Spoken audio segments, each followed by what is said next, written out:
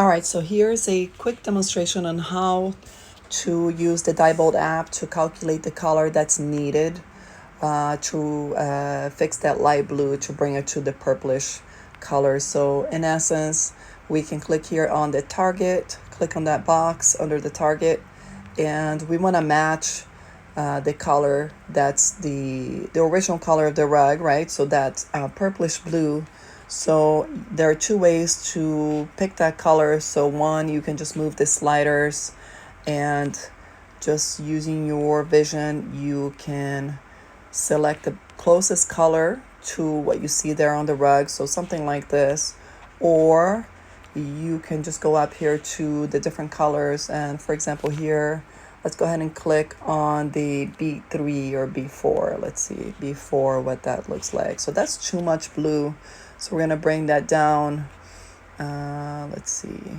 And I do know that I need a little bit of red. So something like that, right?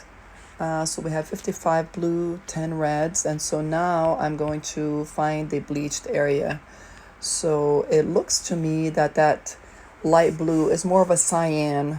Now the DyeBold dyes, the dyes that you show in your video there, it's actually more of a blue, which does have a little bit of red, but using the actual app here, it's easy to calculate how much of the blue that we're going to need. So let's make this more of, let's see here. That is not the cyan that we see there, but that is the closest that the app is going to get us. Right, let's see if we add a little bit of, no, definitely no red. Okay, so using the app, it tells us that we need a little bit of blue, so 21 of blue and 10 reds. So because this color here, it's more of a cyan, I'm tempted to go ahead and use the CMYK app. So let's go ahead and go to the left here and click on the CMYK. And we can go ahead and upload the picture. So here is the photo. We can click on the target box and create that purplish blue. So we're going to be needing, let's see, more magenta.